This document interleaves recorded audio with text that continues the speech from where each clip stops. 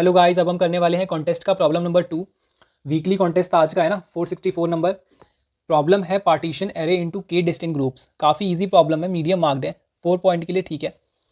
But देखो, वो भी हमें इसमें मैप वगैरह यूज़ करना पड़ा, इसलिए 4 पॉइंट में आ गया, नहीं तो ये एक ईजी प्रॉब्लम है। इसमें हमें एक नम्स एरे गिवन है और के की वैल्यू गिवन है, ठीक है। करना देखो क्या है, इसके अंदर हमें ग्रुप्स बनाने हैं। हमें सिंपल बताता हूँ एकदम, हमें ग्रुप्स बनाने हैं, ठीक है। जैसे आप देखो यहाँ पे k इक्वल टू 2 लिखा है ना, इसका मतलब है कि आपके एक ग्रुप में 2 एलिमेंट आने चाहिए, ठीक है। एक ग्रुप में क्या होने चाहिए, एक ग्रुप में 2 एलिमेंट होने चाहिए। क्वेश्चन में बिल्कुल क्लियरली मेंशन है कि एग्जैक्टली के डिस्टिंक्ट एलिमेंट्स आने चाहिए। और जो नम्स एरे है, इसके एलिमेंट्स एग्जैक्टली एक ही बार एक ग्रुप में एक ही बार यूज़ होनी चाहिए, ठीक है। बार बार यूज़ नहीं कर सकते। ये तो ऑब्वियस कंडीशन है ना, मतलब कोई ऐसा ना कर दे कि 4 इसमें भी डाल दिया, 4 इसमें भी डाल दिया, तो उस पर इतना नहीं सोचना हमें।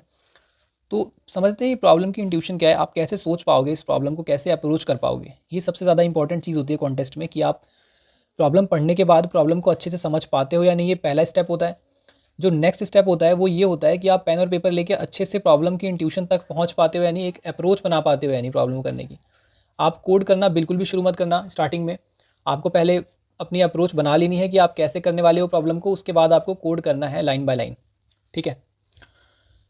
1 2 3 4 दिया हुआ है, तो देखते हैं कैसे ग्रुपिंग हो रही है। मान लो मैंने 1 और 2 बना दिया, 3 और 4 बना दिया, दो के ग्रुप बना दिए, एंड इट इज़ पॉसिबल। अगर पॉसिबल है तो आपको 2 रिटर्न करना है, ठीक है। अब देखो यहाँ पे जो हमारा सेकंड एग्जांपल है, मैंने एग्जांपल सारे इसलिए लिए ताकि आपको अच्छे से क्लैरिटी हो जाए। 2 बना लिया, तो ये बना सकते हैं क्या? ये बिल्कुल नहीं बना सकते। देखो यहाँ पे डुप्लीकेट्स आ गए, है ना। यहाँ पे हमें डिस्टिंक्ट एलिमेंट चाहिए, तो ऐसे नहीं बनाते। हम बनाएंगे 3 2 एंड 5 2, ये भी ठीक है। अब देखो यहाँ पे हमें 3 एलिमेंट होनी चाहिए एक ग्रुप में, तो एक ग्रुप में तो हमने ले लिए 1 5 2, बट एक ग्रुप तो हमारा रह गया, ओनली 3 आया, 2 एलिमेंट्स नहीं है। तो प्रॉब्लम को समझते हैं। देखो, सबसे पहले तो नंबर ऑफ ग्रुप्स पे कोई बाउंडेशन नहीं है, आप कितने भी ग्रुप बना सकते हो। अब यहाँ पे 2 के ग्रुप्स बनाने हैं, ठीक है। और हाँ, इसमें हर एक एलिमेंट आपको यूज़ ज़रूर करना है। अगर आप सारे एलिमेंट्स यूज़ करोगे और के नंबर ऑफ एलिमेंट्स ही होने चाहिए ग्रुप में, तो आपको भी समझ में आ रहा होगा ये बात कि जो नम्स की लेंथ है, मैं इसको n लिख रहा हूँ, ये कंप्लीटली डिविजिबल होनी चाहिए, ठीक है। एक तो ये हमारी कंडीशन हो गई, एक कंडीशन हमने फाइंड आउट कर ली। जहाँ भी नॉट इक्वल टू 0 होगा वहाँ पे फॉल्स होगा। ये बात आपको समझ में आती है, तभी हम इसको डिवाइड कर पाएंगे। चलो ठीक है, अब हम इंश्योर करते हैं कि ग्रुप्स जैसे ये वाला लैग किया यहाँ पे है ना, 1 5 2 और 3, ये तो हमने इससे दूर कर दिया। यहाँ पे ये इसको फॉल्स आराम से दे देगा, ठीक है। अब हम दूर करते हैं इस चीज़ को कि हमें कैसे पता चलेगा कि कोई नंबर मतलब डिस्टिंक्ट है या नहीं है। जैसे देखो यहाँ पे, अगर मैं यहाँ पे एक और 2 लिख देता, एक और 2 एंड समथिंग लाइक दैट, अगर इस 5 को मैं 2 बना देता, मैं इस 5 को क्या कर रहा हूँ, 2 बना रहा हूँ। अब क्या आप ग्रुपिंग कर सकते हो? आप बिल्कुल ग्रुप नहीं कर सकते, क्योंकि यहाँ पर देखो नम्स डॉट लेंथ क्या है, 4 है, 4/2 2 हो जाएगा, मतलब 2 ग्रुप्स आपको बनाने पड़ेंगे।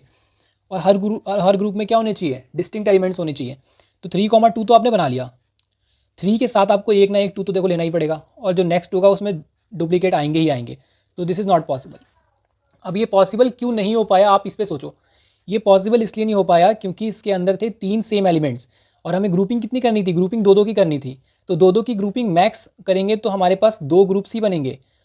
तो अगर जितने नंबर ऑफ ग्रुप्स हैं हमारे पास, ठीक है, जितने हम मैक्स नंबर ऑफ ग्रुप्स बना सकते हैं, अगर उससे ज़्यादा हमारे पास एक एलिमेंट की फ्रीक्वेंसी है, अगर उससे ज़्यादा डुप्लीकेसी है, जैसे यहाँ पे हम 2 ही बना सकते थे, बट यहाँ पे जो रिपीटेड एलिमेंट्स हैं वो कितने हैं, वो 3 हैं, तो हम वहाँ पे फॉल्स रिटर्न कर देंगे। बस ये सिंपल 2 कंडीशंस में आपका प्रॉब्लम हो जाने वाला है। तो ये कोई बड़ी बात नहीं है इम्प्लीमेंट करना। समझ लेते हैं कि अप्रोच क्या है इसको इम्प्लीमेंट करने की, कैसे आप करोगे। सबसे पहले तो फ्रीक्वेंसी को ट्रैक करना है, तो मुझे इसमें मैप को लाना ही पड़ेगा। मैप को क्यों ला रहे हैं, एरे में काउंट को इंक्रीज़ करके हम इंडेक्स बेस्ड पे फ्रीक्वेंसी को क्यों इंक्रीज़ नहीं कर रहे, क्योंकि हमें नहीं पता कि इसकी मैक्स लिमिट क्या है। और अगर हम कंस्ट्रेंट पे जाए तो वो 10⁵ है शायद।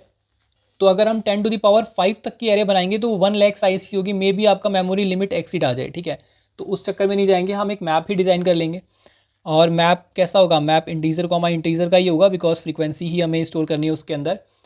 और हम उसमें क्या करेंगे, हर एक एलिमेंट की फ्रीक्वेंसी स्टोर कर देंगे। जैसे हमने स्टोर किया 3 1 एक बार आया है, यहाँ पे 2 आया है 3 बार, मैंने चेंज कर दिया उसको, 5 नहीं है वो, ठीक है। अब क्या होगा, अब हमें इससे तो कोई मतलब नहीं है। देखो नॉर्मल हमें की से तो कोई मतलब नहीं है, वैल्यू से ही मतलब है। कोई भी वैल्यू अगर नंबर ऑफ़ ग्रुप से ज़्यादा आती है, नंबर ऑफ़ ग्रुप्स कैसे निकालेंगे, n/k करके, तो ये हमें क्या दे देगा, नंबर ऑफ़ ग्रुप्स, ठीक है।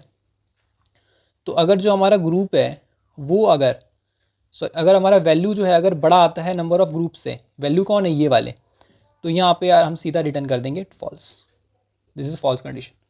ठीक है, तो अप्रोच आपको समझ में आ गई अच्छे से, ये भी आपको समझ में आ गया, ये भी आपको समझ में आ गया, ये 2 कंडीशन से ही क्वेश्चन हो जाएगा और कुछ देखने की ज़रूरत नहीं है।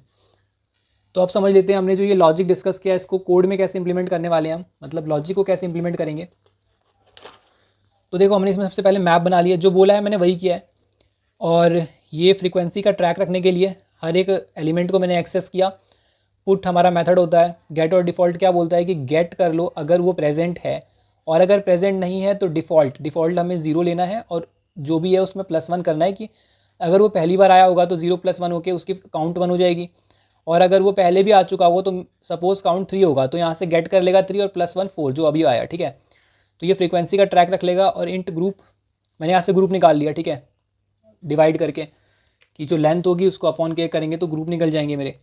और अगर ये तो हमारा कंडीशन हमने कर लिया है कि अगर सारे एलिमेंट्स इंक्लूड होने ही चाहिए और के नंबर ऑफ़ एलिमेंट्स होने चाहिए ईच ग्रुप में, तो ऑब्वियस है कि ये जो है कम्प्लीटली डिविजिबल भी होना चाहिए।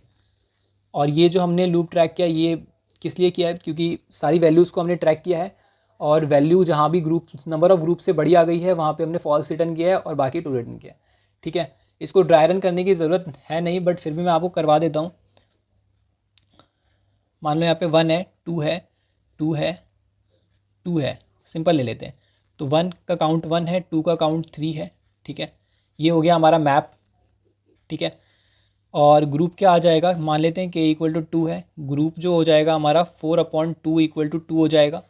ठीक है, 4 है इसकी लेंथ, इसलिए यहाँ पे 4 लिखा, और /2 = 2। ठीक है, तो 4 मॉडुलो 2 = 0 है, यहाँ से फॉल्स रिटर्न नहीं होगा। जैसे ही वैल्यू पे ट्रैक करेंगे 1 is greater than number of groups, false, तो यहाँ पे ये रिटर्न नहीं होगा। और फिर इस पे जाएंगे 3 इज़ ग्रेटर देन 2, हाँ, तो यहाँ पे फॉल्स रिटर्न हो जाएगा, तो आंसर इसका फॉल्स आ जाएगा। ठीक है, बात कर लेते हैं इसकी टाइम कॉम्प्लेक्सिटी की। टाइम कॉम्प्लेक्सिटी जो होगी वो होगी बिग O ऑफ n, क्योंकि हमने यहाँ पर एक बार वैल्यूज़ पे ट्रैवर्स किया है।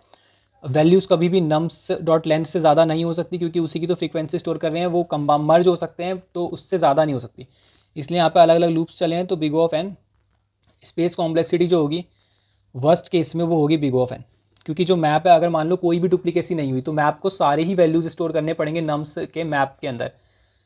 तो ठीक है, तो इसकी जो स्पेस कॉम्प्लेक्सिटी हो जाएगी वो हो जाएगी बिग O ऑफ n। तो गाइज़ ये थी आज की वीडियो, और अगर आपको वीडियो हेल्पफुल लगती है तो वीडियो को लाइक करें और चैनल को सब्सक्राइब कर दें।